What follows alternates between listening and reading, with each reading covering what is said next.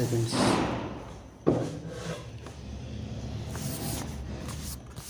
Sir, I now come to the more important part of this bill, which is the heart of the bill, the core of the bill.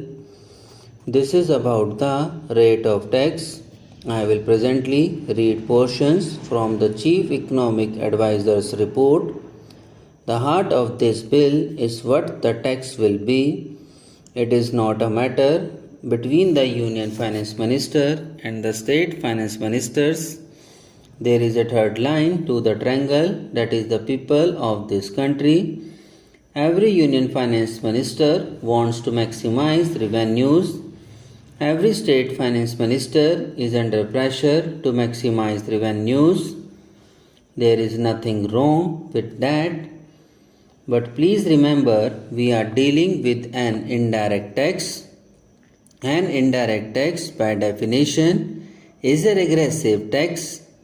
Any indirect tax falls equally on the rich and the poor. If you buy a soft drink bottle, whether a rich buys it or a poor man buys it, he pays the same excise duty on the soft drink bottle.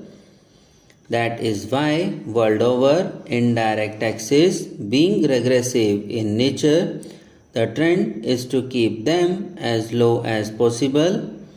I am sure many members have read the Chief Economic Advisor's report.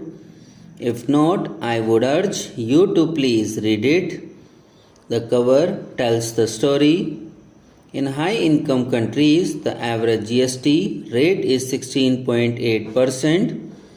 In emerging market economies like India, the average is 14.1%.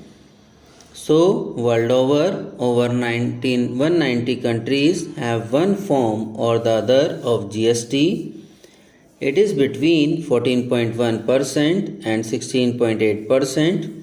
The idea is being an indirect tax, it should be kept as low as possible. The taxes that fall more on the rich and less on the poor are income tax and corporate tax.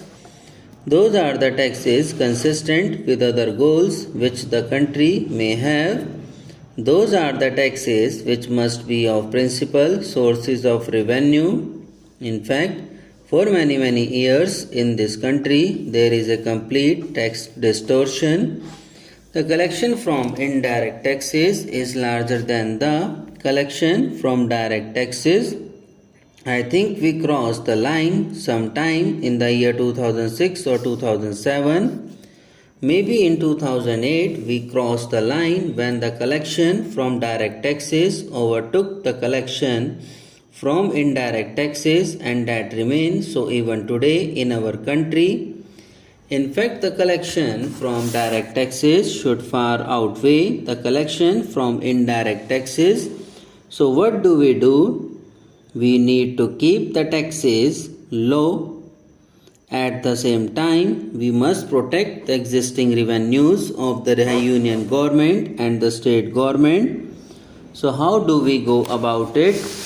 We go about it by discovering what is called a revenue neutral rate. That is not the actual rate of tax. That is simply a step in deciding the slab rates. It is not so technical. In fact, it can be explained in fairly simple terms. You derive an RNR and then from that RNR you work out the slab rates.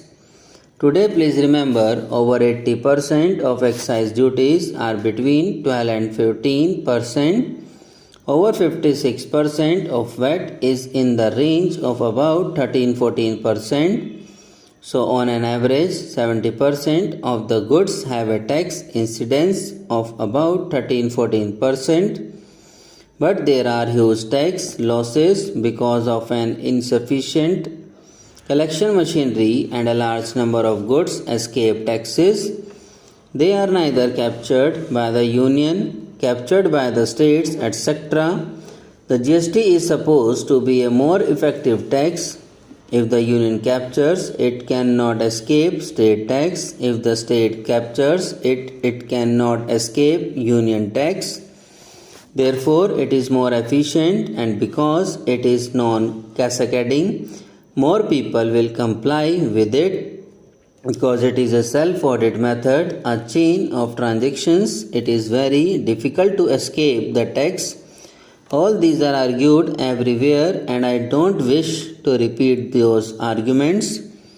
Now, the chief economic advisor of the government, working with experts including state government representatives, arrived at an RNR of 15 to 15.5 and then suggested that the standard rate should be 18. The Congress party did not pluck 18 from the air. This 18 came out of your report. The standard rate must be 18. You can have then a lower rate less than 18, and you can have a demerit rate of more than 18. But the standard rate, the rate that will apply to most groups and most services, must be 18, and the chief economic advisor has argued very cogently that it alone will make it non-inflationary, acceptable to the public, and an efficient way of tax without tax evasion. Now, when we say cap the tax rate, what are we saying? We are saying that this rate should not be changed by the whim of the executive. Today, excise duties are changed by the whim of the executive. 3 days ago, they reduced the price of petrol and diesel. 3 days later, they increased